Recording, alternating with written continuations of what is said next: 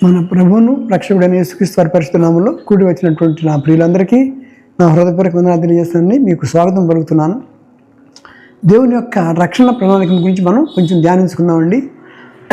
రక్షణ ప్రణాళిక, the great salvation program of the almighty God అంటాను నేను. గొప్ప ప్రణాళిక ఇది డిజిటల్ కోడ్లో చెప్తాను మీకు. ఈ రక్షించడానికి ఆయన చేసిన ప్లాన్ ఎంత బాగుందంటే ఇట్స్ ఎ వండర్ఫుల్ బైబుల్. నేను దేవుడిని కొనియాడుతున్నాను. ఆదికాండం 2వ అధ్యాయం 7వ వచనం మీరు చూసినట్టయితే, దేవుడైన యెహోవా నేలమంటుతో నరుడు నిర్మించి మన నాసికారంధ్రములో జీవవాయువుగా నరుడు జీవాత్మ నుంచి రాస్తాడు. ఆదికాండం క్రియేషన్ ఆఫ్ మ్యాన్, మట్టి బొమ్మను తీసుకుని దానిలో నాసికారంధ్రంలో ఊదాడట. నాసిక అంటే ముక్కండి, ఎన్ని రంధ్రాలు ఉంటాయి? 2 కాబట్టి 2వ అధ్యాయం పెడుతున్నాడు. జీవాత్మ ఊదగా నరుడు జీవాత్మ. ఆయన జీవవాయు ఊదాడు అంటే 7 ఆత్మలు కలవాలి దేవుడు కాబట్టి 7 ఆత్మలు అంటే ఒక ఆత్మనే 7 లక్షణాలు ఉన్నాయి. ఆ వాయువు ఊదినప్పుడు నరుడికి జీవం, ప్రాణం వచ్చింది, ఆత్మ వచ్చింది, శరీరం వచ్చింది, అన్ని కథలకు వచ్చినాయి. ఇప్పుడు ఇక్కడ 2:7 ఫస్ట్ రిఫరెన్స్ ఇది ఆదాము యొక్క నిర్మాణం. తర్వాత ఆదాము నుంచి ఎవరు రావాలా? రక్షకుడైన యేసుక్రీస్తు వారు రావాలి కాబట్టి ఆ రిఫరెన్స్ కూడా మీకు లూకాసు వార్తకు వస్తే డాక్టర్ గారు రాశారు. అది పుట్టు గురించి, ఆయన డాక్టర్ కాబట్టి ఆయన రాస్తున్నటువంటి విధానం బాగుంటుంది. 2వ అధ్యాయం 7వ వచనం ఏమైనా ఉంటుంది అక్కడ?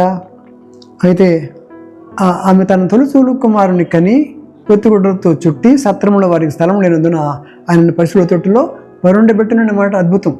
చూడండి ఎంత ఒక సిస్టమేటిక్ నడుస్తుంది. 2:7లో ఆదామును చేసుకున్నాడు, పక్కటముకు తీసుకొచ్చి అవన్ చేశాడు, అది వేరే విషయం. నెక్స్ట్ స్టెప్ ఏంటి చేస్తున్నాడు? ఆదాముల నుంచి ఎవరు రావాలా? యేసుక్రీస్తు వారు రావాలి కాబట్టి అది కూడా కొత్త నిబంధనకి మళ్ళీ కనెక్ట్ అవుతుంది. అంటే పాత నిబంధన రిఫరెన్సే కొత్త నిబంధన అదే రిఫరెన్స్ పెట్టడం ఆశ్చర్యం కదండి. కాబట్టి ఈ బైబిల్ అంతా ఒకటే రాశారు, ఒకే ఆత్మతో నడిపించబడుతుంది, గుర్తుపెట్టుకోవాలి. అక్కడ తొలిచూలు కుమారుని కని అన్నమాట, పొత్తిగుడ్డలతో చుట్టి సత్రంలో వారికి స్థలం లేదని దాన్ని పశువుల తొట్టులో వరుండబెట్టినమాట మీకు గుర్తు చేస్తున్నాను.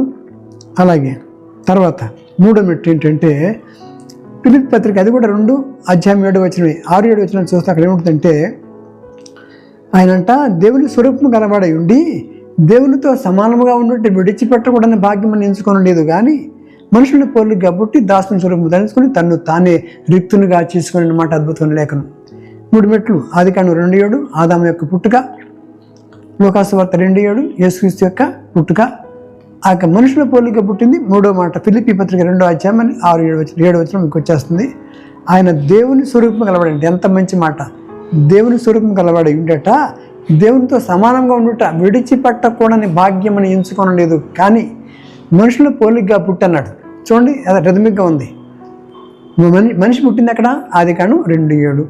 పోలికగా పుట్టింది ఎక్కడ? లూకాసు వార్త 2:7. దాసుని స్వరూపం ధరించుకుంది ఎక్కడ?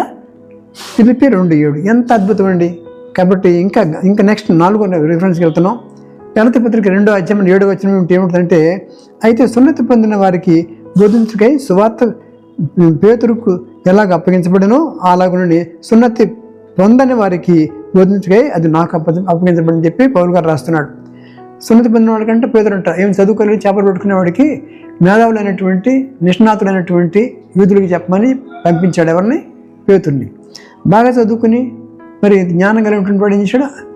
ఆ యొక్క పౌలు గారిని పిలిచి ఏమన్నాడు, నువ్వు అన్యుడికి బోధ చేయమన్నాడు. అంతే. మనకి చెప్పడానికి అన్యుడికి బోధించడానికి ఎవరు వచ్చారు? పౌలు గారు వచ్చారు. ఇది కూడా గలతీ పత్రిక 2:7 పెట్టాడు. ఎంత అద్భుతం ఆలోచించాలండి. అలాగే నెక్స్ట్ 5వ మెట్టుకెళ్తే 1 కొరింథీ 2వ అధ్యాయం 7వ వచనంలో ఏముంటుందంటే, ఈ లోకాధికారుల జ్ఞానము కాదు కానీ దేవుని జ్ఞానము మర్మమై ఉన్నట్టుగా బోధిస్తున్నాము అంటాడు. ఎంత మంచి మాట అండి. చూడండి మళ్ళీ చెప్తాను, ఈ లోకాధికారుల జ్ఞానం కాదట్టది, కానీ దేవుని జ్ఞానం అట మర్మమైనట్టుగా బోధిస్తున్నాము అని చెప్పంటూ, ఈ జ్ఞానం మరుగై ఉండెను, జగదుత్పత్తికి ముందుగానే దీనిని దేవుడు తన మహిమ నిమిత్తము నియమించను అని చెప్పి రాస్తున్నాడు. అలాగే 8వ వర్స్ కూడా చూద్దాం. అక్కడ ఏమిటంటే, అది ఈ లోకాధికారులు ఎవరికి తెలియదు, అది వారికి తెలిసి ఉండే ఎడల మహిమాస్వరూపియగు ప్రభువును సిలువ వేయకి పోయి ఉందరు అని రాశాడు. కాబట్టి ఈ యొక్క మర్మైనటువంటి క్రీస్తు గురించి ఆనాటి శాస్త్రులకి పరిచయాలకి మేధావులకి ఎవరు తెలియదట. తెలిసినట్టయితే సిలువ వేసేవాడు కాదని చెప్పి అంటున్నాడు. అయితే నెక్స్ట్ 7వ మెట్టుకు వస్తున్నాం. అయితే ఇక్కడ ఆర్గ్యుమెంట్కి వస్తున్నామండి.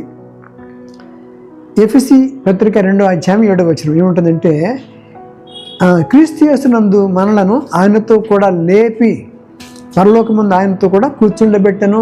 Wonderful verse. మళ్ళీ చెప్తానండి, 174 పేజీలో ఉంది. ఎఫెసీ పత్రిక 2వ అధ్యాయం 7వ వచనం. ఏమి కంగారు లేదు, కరెక్ట్గా ట్రాక్, రైలు పట్టాలు ఎలా పోతున్నాయి, 2 ట్రాక్లు అలా నడుస్తుంది బైబిల్. దేవునికి మహిమ కలుగును గాక. ఎఫెసీ 2:7 ఎలా మాట్లాడుతుంది, క్రీస్తు యేసునందు మనలను, ఆయనలో ఉంటేనే మనలను ఆయనతో కూడా లేపి, క్రీస్తులో ఉన్న వాళ్ళకి బెనిఫిట్ ఇది, పరలోకమందు ఆయనతో కూడా కూర్చుండబెట్టని. ఎంత గొప్ప ధన్యత అంటే, ఫైనల్గా మనల్నంట ఎప్పుడైతే క్రీస్తులో నిలకడగా ఉంటే, రక్షణ పొంది ఉంటే, ఆయన మనల్నంట మృతుల్లో నుండి మనం లేపి సజీవులుగా లేపి తీసుకెళ్ళి ఏం చేస్తాడంట, ఆయనతో పాటు తన పక్కన కూర్చోబెట్టుకుంటాడట. ఎంత మంచి మాట, దేవుని మహిమ కలుగును గాక. అయితే ఆఖరిగా ఈ ఆదికాండం 2:7 నుంచి ప్రకటన 2:7 వరకు ఒక ప్యాకేజ్ అనమాట. అందంగా చెప్పాడు. నువ్వు ఆదాముని చూసాం కదా, ఇప్పుడు మళ్ళీ మీకు 7th స్టెప్ వచ్చేస్తుంది. ఇక్కడ ప్రకటన గ్రంథం వస్తే 2వ అధ్యాయం 7వ వచనం. మళ్ళీ ఆదికాండం 2:7 ఆదాము చేసుకున్నాడు. ప్రకటన వచ్చేప్పుడు లాస్ట్ బుక్ వచ్చేటప్పటికి రిఫరెన్స్ మారకూడదు. మళ్ళీ 2:7 ఏం మాట్లాడుతుంది, చెవి గలవాడు ఆత్మ సంగములతో చెప్పుతున్న మాట వినుడుగాక అంటాడు. చూడండి ఎంత అద్భుతమో. అక్కడ ముక్కుతో బిగించేశాడు. ఏం చేశాడు, నాసికారంధంలో జీవవాయువు ఊరితే మనిషి జీవాత్మయాడని చెప్పి రాసుకొచ్చాడు. ఇది ఆదాము గురించి. ఆఖరి పుస్తకం ఏం చేస్తున్నాడు, చెవి గలవాడు ఆత్మ సంగములతో చెప్తున్న మాట వినుడుగాక. చెవులన్నీ ఉంటే 2 చెవులు కాబట్టి 2 అధ్యాయం పెట్టాడు. ఏం కంగారు లేదు. తర్వాత 7వ వచనం పెట్టాడు, ఆత్మ సంఘములతో చెప్పిన మాట. పరిశుద్ధాత్మ మాట్లాడుతున్నాడు. ఎన్ని సంఘాలకు రాస్తున్నాడు ఉత్తరాలు, 7 సంఘాలకు ఉత్తరం రాస్తున్నాడు. కాబట్టి ఆ చెవి గలవాడు ఆత్మ సంఘములతో చెప్పుతున్న మాట వినుడుగాక అని చెప్పని తర్వాత అంటున్నాడు, జయించు అనికట దేవుని పరదేశంలో ఉన్నటువంటి జీవవృక్ష ఫలమును భుజింపనెత్తును.